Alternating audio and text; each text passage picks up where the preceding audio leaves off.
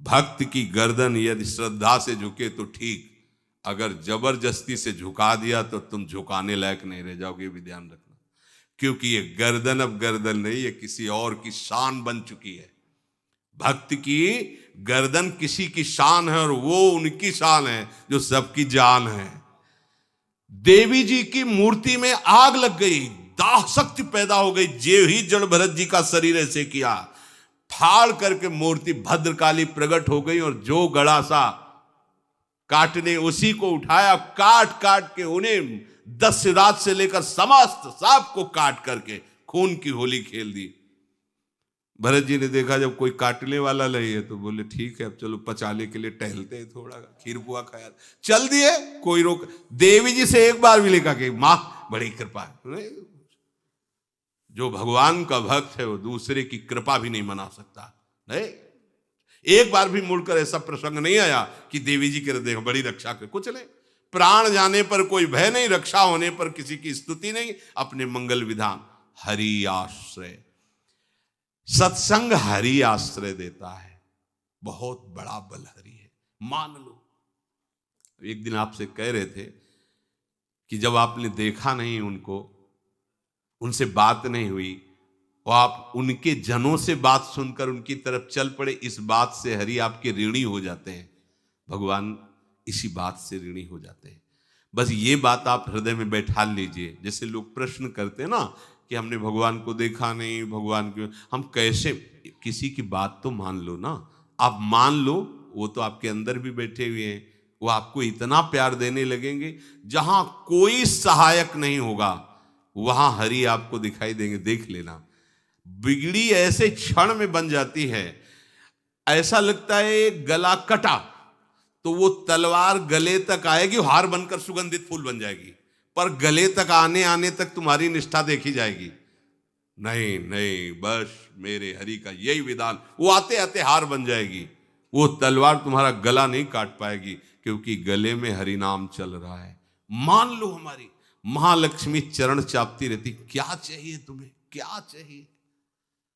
आप सच्ची मानिए, क्या मतलब कितनी मलिनता छा गई है। हम इसको मार देंगे तो 2 लाख रुपए मिल जाएंगे, ये कर देंगे तो, अरे भैया अगर तू हरि नाम जपेगा तो इसकी कीमत नहीं है, कीमत नहीं, अमूल्य वस्तु है। इसके ब्याज में तू कुबेर बन सकता है, मूल तो कभी खत्म होता ही नहीं है, ब्याज में तू ब्रह्मा बन सकता है। बनना तो चाहे, भक्तजन तो कहते हैं नहीं चाहिए मुझे ब्रह्मा का पद, परमेष्ठी पद, नहीं चाहिए सम्राट पद, नहीं चाहिए योग की सिद्धियां, मुझे प्रभु आपकी दास्ता चाहिए। ये बात कितना महासुख होगा उस भक्त को जो इन बातों को कह रहा है, नहीं चाहिए मुझे मोक्ष सुख नहीं चाहिए। वो ऐसे थोड़ी कह रहा है, श्रद्धा से नहीं कह रहा, अनुभूति से कह रहा है, मुझे नहीं चाहिए ये सब, इनमें वो सुख नहीं है जो आपके चरणों के समीप रहने में सुख है। नहीं सत्संग भजन नहीं हरि को, श्रवण न राम कथा अनुरागी, सुत बित दार भवन ममता निसि सोवत अति न कबहु मति जागी। अरे तेरी बुद्धि सो रही है, जगा दे। पुत्र में, रुपया में, स्त्री में, मकान में, इसमें सबकी ममता होती है, सबकी, जितने सृष्टि में पैदा हुए हैं। केवल सत्संगी की नहीं होती। जो असली सत्संगी है उसकी ममता प्रभु के चरणों में होती है, क्योंकि वो जानता है सब रूपों में प्रभु ही है, ये सब पसारा प्रभु का ही है, इसलिए ममता उसकी प्रभु के चरण। एक अहमता ममता ये जग में है दुख जाई, ये जब श्री जी की ओर लगे तो होत परम। जाग जा, बिना जागे दुख दूर नहीं हो सकता। जैसे स्वप्न में हम देख रहे हैं कि समुद्र में डूब रहे हैं, अब जागृत में आसपास सैकड़ों नाव लगा दें तो बच जाएगा क्या वो, क्योंकि वो तो सो रहा है और वो स्वप्न में देख रहा है। अब हम नाना प्रकार के तैराकों को बाहर तैनात रखें तो उसको कोई सुख मिलेगा क्या, क्योंकि वो स्वप्न में। उसको अगर सुखी करना है तो एक ही उपाय, जगा दे। जगा दो तो ना समुद्र रह गया ना डूबना रह गया। ऐसे ही संसार में मोह से ऐसे ग्रसित जीव हैं, भाई इतना ही सुखचार है, और उसी स्वप्न में वो दुख से निवृत्त होना चाहते हैं। अब हम बाहर से उनकी कामनाओं की पूर्ति करने वाली बात करें तो क्या वो सुखी हो जाएंगे क्या? इसीलिए कोई साधु जो भगवत मार्ग का पथिक है वो कभी सपोर्ट नहीं करेगा जाओ ऐसा। वो जाओ ऐसा ही है जैसे उस स्वप्न में समुद्र में डूब रहा है, बाहर से हम जल जहाज नाव तैराक सब लगा रहे हैं, लेकिन वो नहीं सुखी होगा, क्योंकि उसके सुख का कारण तब बनेगा जब स्वप्न हटे। स्वप्न तब हटेगा जब वो जागे।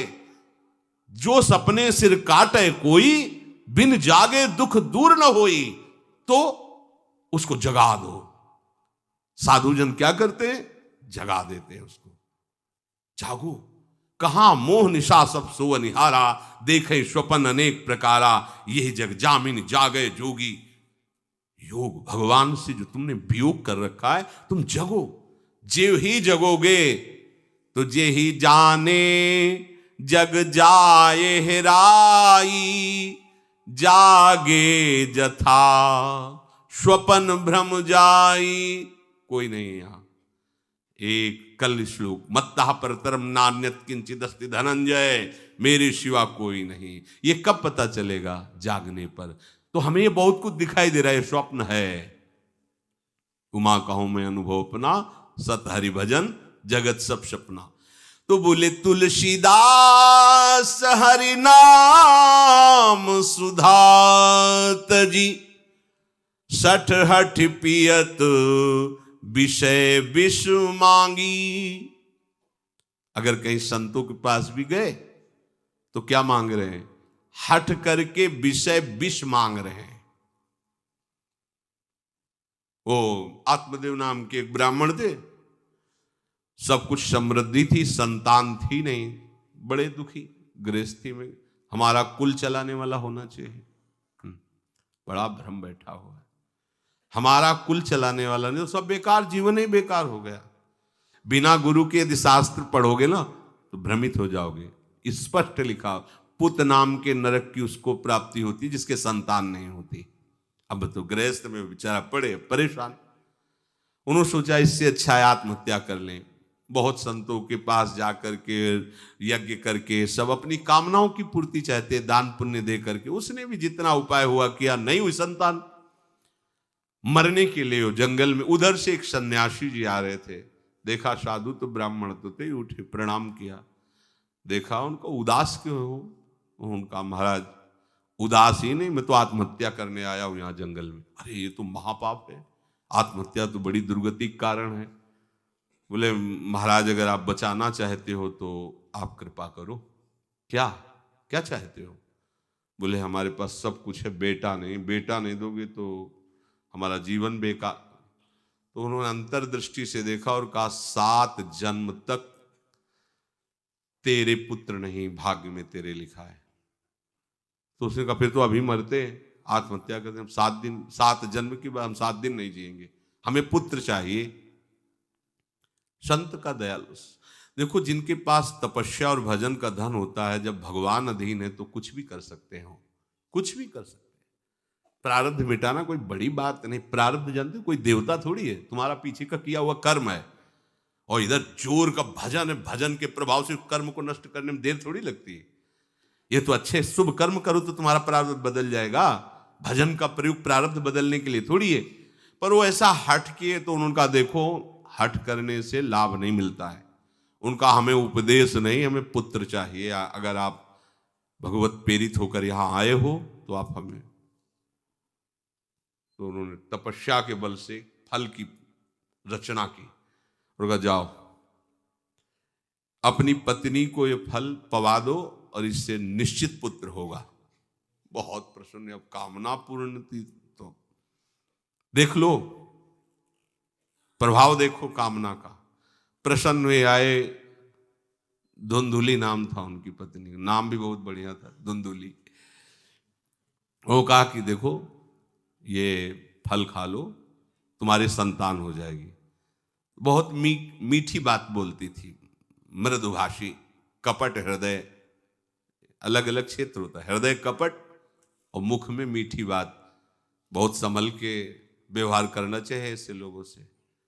मधुरिया बानी मीठी, क्या मृदु भाषा, नहीं प्रीतम, आप चिंता मत करो, फल ऐसे थोड़ी खाया जाता है, नहा धो के पवित्र होके फिर। हाँ उनका ये बात, तो आप अपने काम में लगो, हम पा लेंगे ऐसा। अब आपको विश्वास है ना? बोले विश्वास तो है, इसमें क्या विश्वास, आप भी तो चाहती ना पुत्र हो। बोले हाँ। वो जो ही गए सो अपनी बहन को बुलाया और कहा सुनो, अभी तो हम 4-5 रोटी कढ़ी चावल सब पा लेते हैं, पूड़ी खीर पुआ, गर्भ रहेगा तो पेट तो उसी से भरा रहेगा, तो हमारा भोजन रुक जाएगा। बोले हाँ ये तो बात है, जब पेट बढ़ेगा अगर घर में आग लग गई तो फिर हम भाग नहीं पाएंगे, तो हम जल जाएंगे। ये निगेटिव सोच वाले लेते।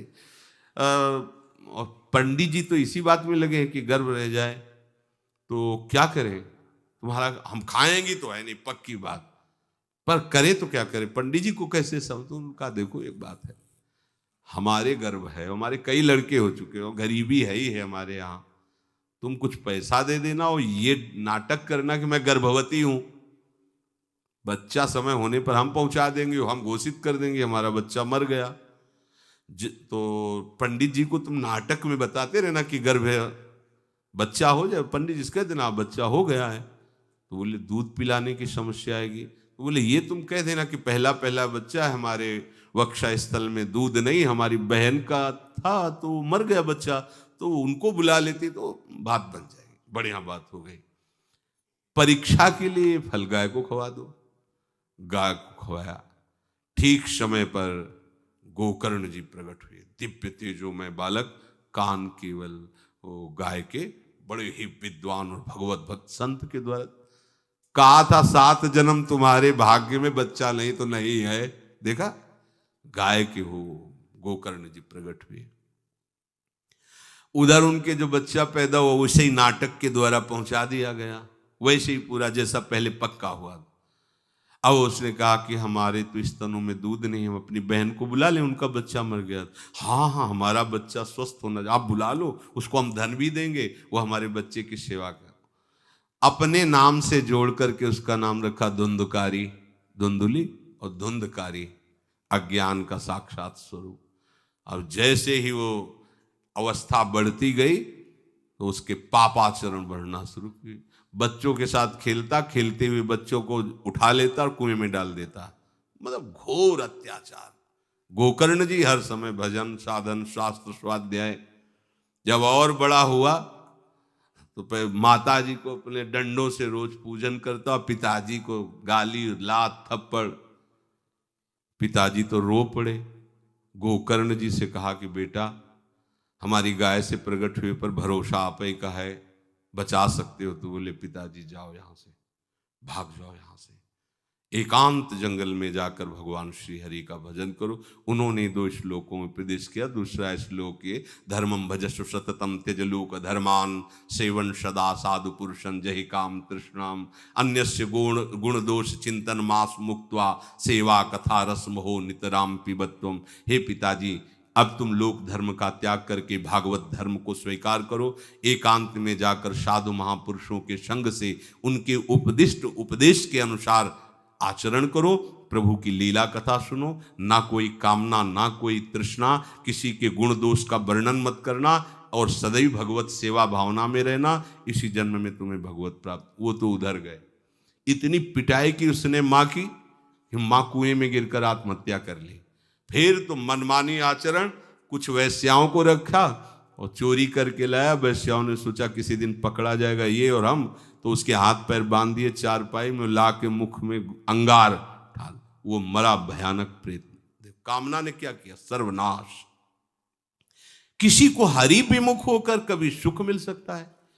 आप संतों के पास जाइए, अपनी कामना रखिए। हम ये नहीं कहते कि कामना तुम त्याग पाओगे, कामना रखिए, भगवान के पास जाइए, अपनी कामना रखिए, क्योंकि आप कामना से युक्त हैं। पर छूट इतनी दे दीजिए कि जिसमें हमारा मंगल हो वो करना। जैसे नारद जी भगवान से अपनी कामना रखते हैं कि हमारा ब्याह करवा दीजिए, और बाद में एक छूट दे देते हैं कि जेहि विधि होए नाथ हित मोरा।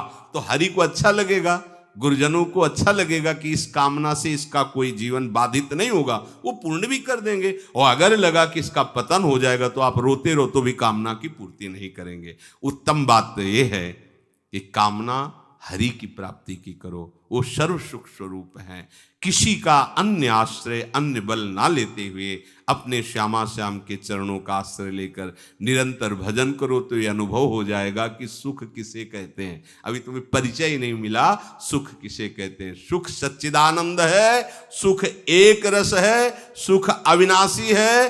वो सुख सदैव बढ़ता रहता है, घटता कभी नहीं।